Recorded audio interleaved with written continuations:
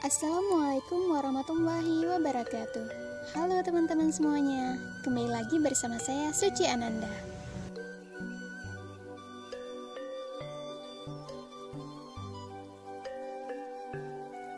Kali ini saya akan mengunjungi perkebunan porang yang berada di Desa Saratebe, Aceh Timur. Ayo ikuti saya sampai selesai ya. Sebagian orang masih menganggap rendah pekerjaan menjadi seorang petani. Hal tersebut dikarenakan masih banyak petani Indonesia yang memiliki penghasilan rendah. Apakah pikiran tersebut akan berubah jika petani mampu menghasilkan ratusan juta bahkan miliar rupiah dari bertani? Belakangan ini, masyarakat Indonesia dihebohkan dengan tanaman yang dapat menghasilkan ratusan juta rupiah.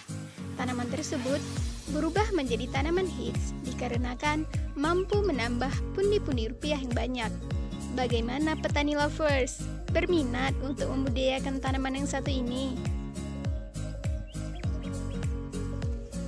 Tanaman ini dikenal dengan nama porang atau orang Jawa menyebutnya iles-iles.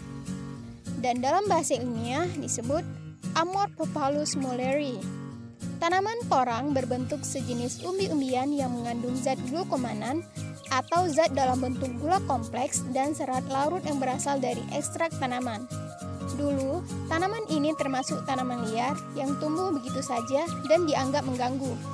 Namun kini, tanaman tersebut banyak dilirik oleh petani untuk dibudidayakan. Hampir semua daerah di Indonesia kini telah membudidayakan tanaman porang termasuk wilayah Aceh. Wilayah Aceh yang telah membudidayakan komoditi porang seperti Bener Meriah, Aceh Singkil, Aceh Timur, dan masih banyak wilayah lain. Desa Saratebe, Kabupaten Aceh Timur termasuk wilayah yang kini sedang membudidayakan porang. Komoditi porang yang berada di Desa Saratebe mampu membuka lapangan pekerjaan kepada masyarakat setempat. Hal tersebut dapat meminimalisir angka pengangguran di desa setempat.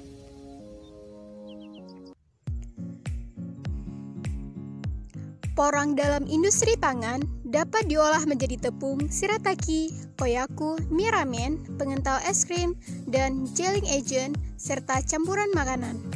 Dalam industri obat-obatan, porang ini digunakan untuk mencegah kanker, menurunkan gula darah dan kolesterol, serta menurunkan obesitas dan mengatasi sembelit. Sementara dalam industri lainnya, porang menjadi bahan baku lem, kertas, pengkilap kain alami, isolator listrik, pembersih air, cat, negatif film, pita seluloid, dan kosmetik mewah. Porang juga dapat menjadi alternatif makanan pokok untuk menggantikan nasi. Persiapan lahan. Hal yang pertama dilakukan yaitu membersihkan lahan dari semak-semak liar atau gulma. Jika kapasitas lahannya besar, dapat menggunakan kontraktor untuk menggemburkan lahan. Setelah itu, dibuat bedengan. Untuk persiapan bibit, porang memiliki 3 macam bibit, yaitu biji, bulbil atau katak, dan umbi. Katak pada porang adalah bintil porang yang muncul di pangkal dan tangkai daun. Jika memilih bibit yang berasal dari biji, perlu dilakukan pembibitan dahulu di dalam polybag. Namun, jika memilih bibit yang berasal dari katak atau umbi, pembibitan dalam polybag tidak perlu dilakukan lagi. Cara tanam porang. Menanam porang sebaiknya dilakukan pada musim hujan sekitar bulan Oktober hingga Desember. Perlu diperhatikan jarak dalam menanam tanaman porang. Ada yang 60 kali 25, ada yang 60 kali 30. Dia posisinya di atas bulutan tadi, di atas bedengan tadi, itu kita tanamnya di atas bedengan. Jadi jarak tanam itu 25 atau 30, antar tanamnya 60 cm.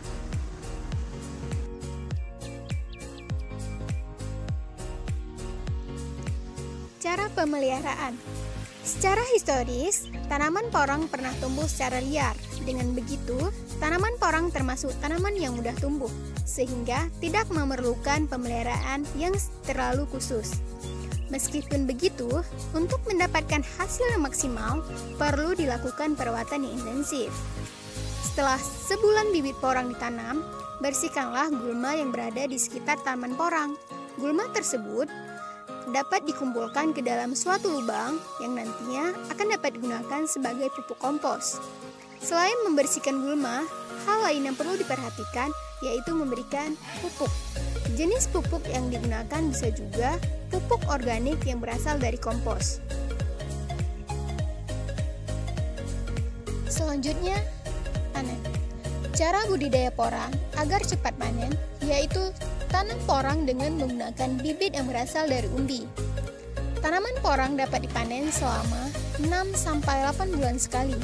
Sedangkan jika menggunakan bibit yang berasal dari katak, maka masa panennya lebih lama, yakni sampai 18 hingga 24 bulan sejak ditanam.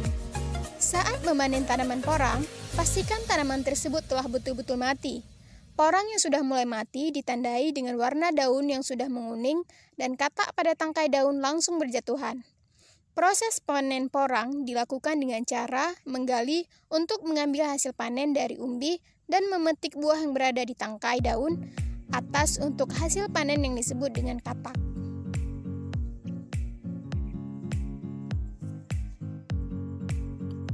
Tanaman porang memiliki nilai jual yang tinggi.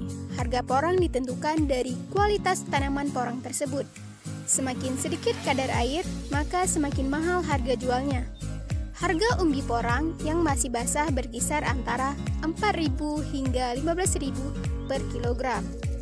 Ketika sudah dikeringkan, akan terjual dengan harga kisaran 55.000 hingga 65.000 per kilogram.